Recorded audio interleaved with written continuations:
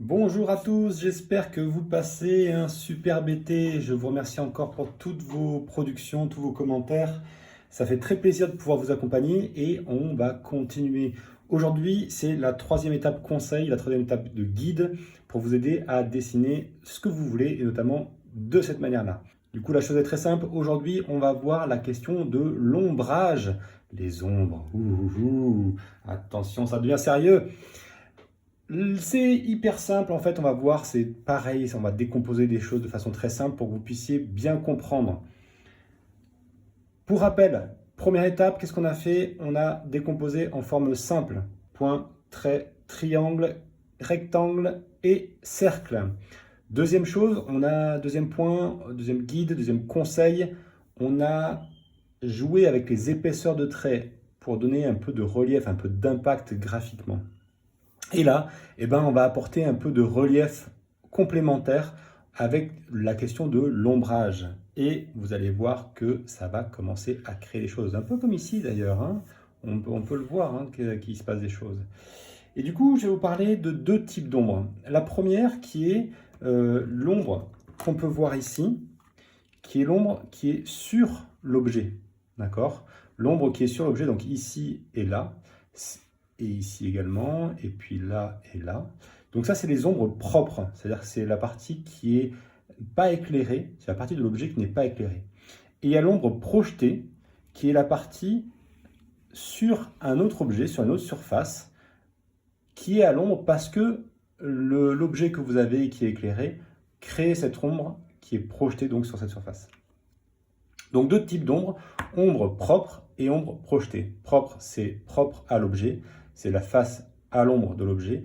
Et projeté, c'est l'ombre que crée l'objet sur un autre objet ou une autre surface. Donc on va voir ces deux types d'ombre de façon très simple.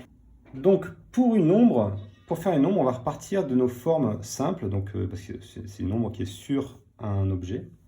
Et si on prend un peu comme une galette, on va dire, c'est-à-dire que c'est un cylindre mais qui est très large et qui est très peu épais. Okay, dans ce cas-là, on a une forme qui est circulaire comme ça, cylindrique. Pour ça, du coup, si le soleil vient d'ici, on a ce côté-là qui est très au soleil et celui-là qui est très à l'ombre. Vous pouvez l'observer en fait quand vous prenez une tasse, si le soleil vient d'un côté, vous voyez qu'il y a un dégradé d'un côté vers l'autre. Pour ça, pour montrer cet aspect-là, on va utiliser un système parce qu'on n'a que du noir en fait, on n'a pas de gris. Donc on va faire ce système de traits parallèles. En faisant des traits parallèles, finalement, on crée une zone ici qui n'est pas noire, qui n'est pas blanche, mais qui donne une nuance de gris, on va dire. Et plus on va avoir les traits qui sont écartés, plus ça va être une nuance de gris clair. Plus on a les traits qui sont approchés, plus ça va être une nuance de gris foncé. Ok? Du coup, si on veut faire un dégradé, on va passer d'un écartement des traits qui sont parallèles, on va passer d'un écartement très faible à un écartement plus large. Par exemple,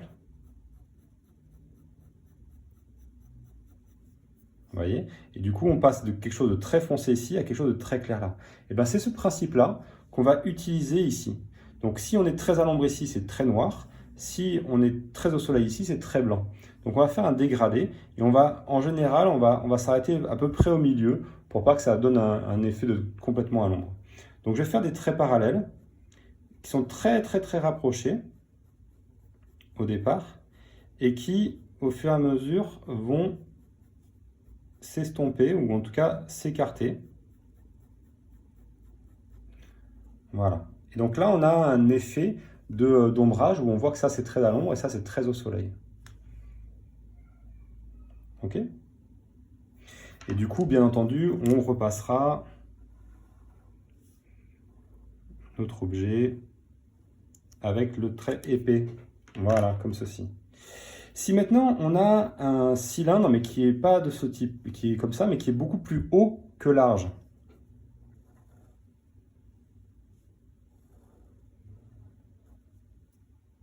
Vous voyez bien que là, ça va être compliqué de faire des traits longs et puis très parallèles. Et puis, ça va être un peu plus complexe que quand c'est des petits traits. Donc on va changer un petit peu de technique et on va donner, on va diviser finalement, on va faire comme ça, je vous montre et puis comme ça sera plus simple. On va faire des arrondis, toujours avec notre crayon fin,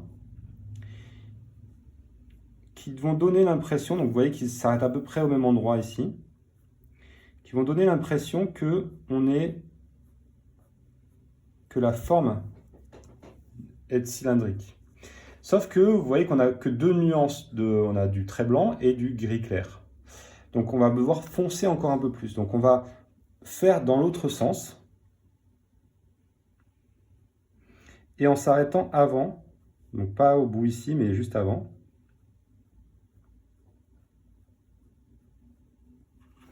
Donc là, on a déjà trois nuances, un peu plus foncé, clair et très clair. On va du coup augmenter encore le côté foncé en hachurant de façon beaucoup plus régulière sur le côté. Voilà, donc là, c'est une autre technique de hachure, mais qui fonctionne aussi. Ça, c'est pour ce qui est de l'ombre propre. Donc, c'est la partie de l'objet qui est à l'ombre. Si on a maintenant une forme de ce type-là, et que on a juste des bords qui sont un peu arrondis ici, mais c'est plutôt plat de partout là. Du coup, on va faire cette même technique avec les arrondis, et du coup, on va donner l'impression que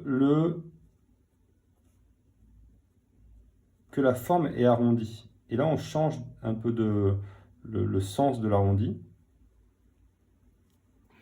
Et du coup, on a l'impression qu'il y a une petite épaisseur, que c'est comme une palette qui est un peu plus épaisse et qui est arrondie de ce côté-là. Et donc, on s'imagine, le cerveau s'imagine que, parce que tout est arrondi autour, que c'est un peu arrondi aussi de ce côté.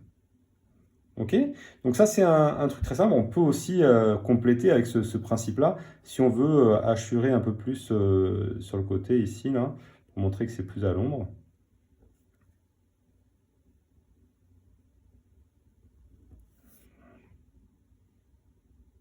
Ça marche? Parfait. Donc ça c'est les ombres propres. Maintenant, si on parle d'ombre portée, donc c'est l'ombre que crée l'objet sur le sol. On va reprendre d'ailleurs le même objet là. On va dire que ici, du coup, si c'est très au soleil ici, finalement l'ombre, elle commence plutôt à être derrière là, d'accord? Donc on va faire un petit ombrage qui part très faible ici, et puis qui va partir plus derrière, parce que c'est la partie qui est ombrée ici, donc l'ombre elle est projetée derrière. Et là, on va faire ce système de hachure, mais pareil, on voit qu'ici, en fait, il y aura plus de lumière, donc on va faire plus hachuré proche là, et plus écarté ici. Donc, vous pouvez tourner votre feuille, hein, et faire vos hachures parallèles. Et donc après, on peut rapprocher. Voilà.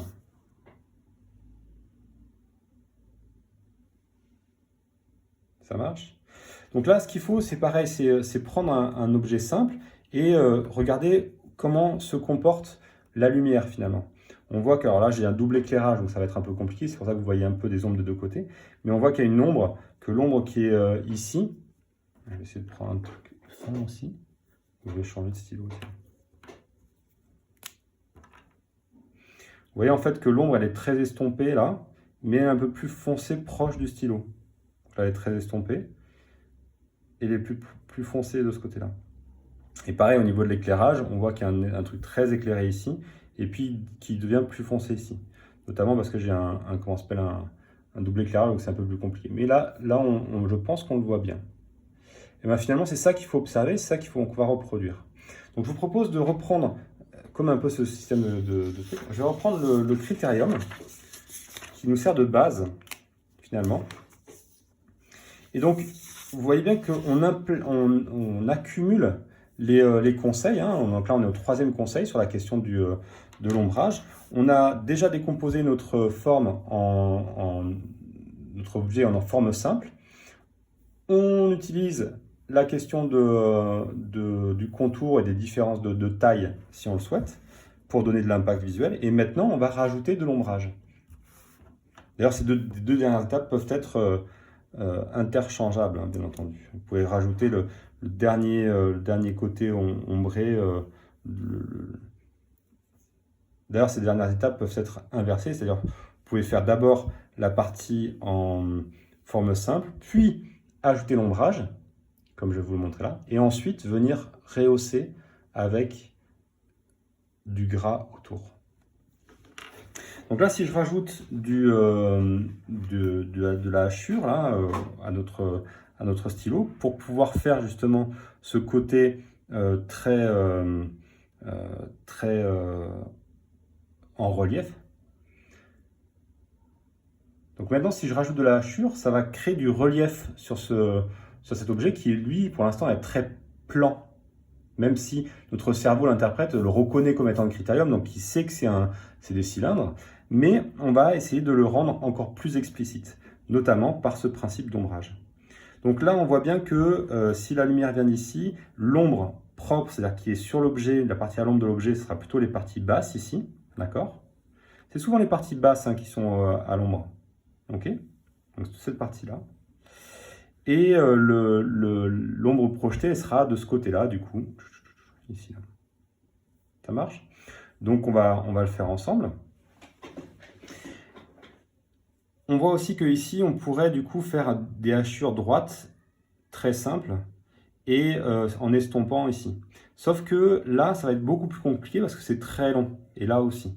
Donc ce qu'on va faire, c'est qu'on va utiliser la même technique, plutôt de hachure de cette façon-là, pour que ce soit homogène dans le même objet.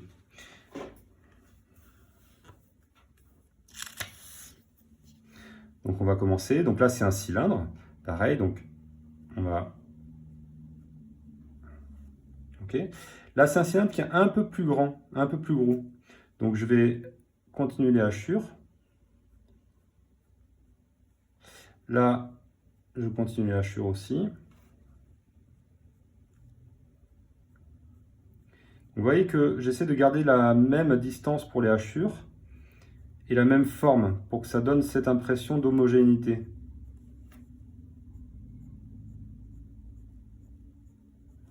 Donc finalement, je répète la même forme, le même geste en déplaçant légèrement mon poignet.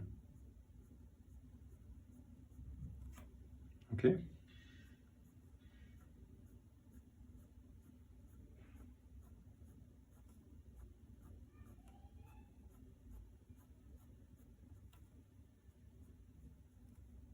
Et donc là, vu que c'est un cylindre, ça va partir un petit peu, un cône, ça va partir un petit peu en pointe.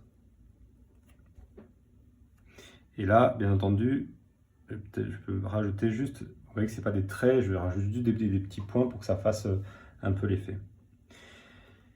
Là, je vais rajouter, vous voyez que on a dit donc 2 tons. L'idée, c'est qu'il y en ait un peu plus. Qui a un peu plus de relief. Donc je vais faire la même chose dans l'autre sens. En arrêtant plus bas.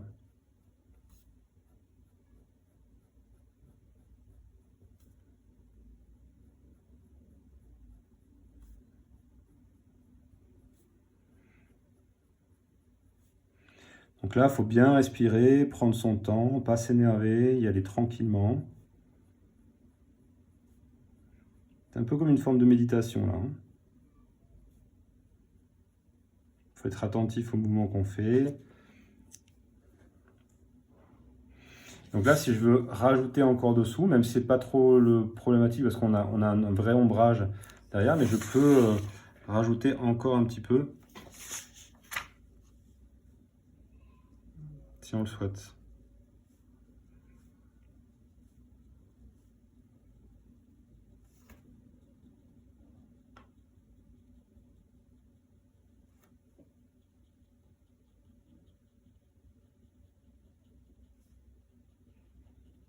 Donc là, je fais des hachures beaucoup plus proches que celles qui sont ici, bien sûr.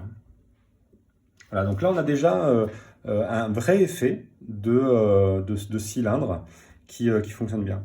Là, on a une pièce qui est un peu en profondeur par rapport à celle-ci. Donc, elle va être un peu à l'ombre. notamment de celle du haut. Donc je vais faire des petits traits droits, parce que c'est pas un cylindre, donc je fais juste des traits parallèles, bien parallèles, dessous ici. Ça marche? Parfait. Maintenant, si l'ombre vient ici, on peut aussi se dire que là, il y a une petite ombre portée de ce cylindre-là sur celui-ci. Donc je peux, si je veux, hop, faire un petit trait ici. Là, c'est pareil. Et là, c'est pareil. Voilà. Maintenant, on va faire l'ombre portée. Donc l'ombre portée, on va dire que le stylo, il est à plat. Donc là, l'ombre portée, elle va passer un peu dessous. Donc là, je vais essayer de ne pas trop appuyer avec mon feutre fin. Il faut vraiment faire quelque chose de très léger. Voire des fois, vous voyez que comment s'appelle le trait n'est pas continu. Et là, vous voyez que c'est plus large en fait. Cette pièce-là est plus large que celle-ci. Donc je vais écarter un peu mon ombre. Pas beaucoup, pas beaucoup. Et là, je vais revenir, donc je vais suivre un peu la forme. Et si c'est une ombre portée et que le soleil vient ici, hop, on va s'arrêter par là. Voilà. Et on ne fait pas les bouts parce que forcément, quand les petits détails ne se voient pas dans l'ombre. Et là, on va faire une hachure donc parallèle, légère et homogène partout.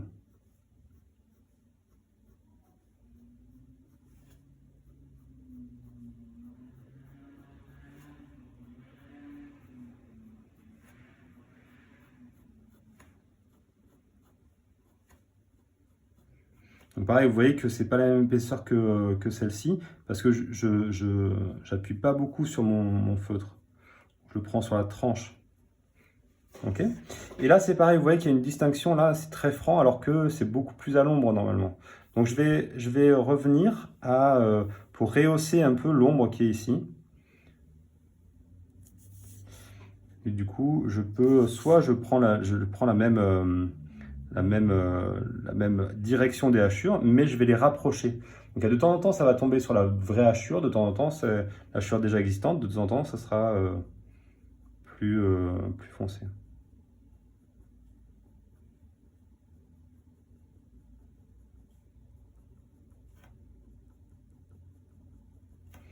Donc là, pareil, j'appuie un peu plus sur mon stylo pour avoir un trait un peu plus épais.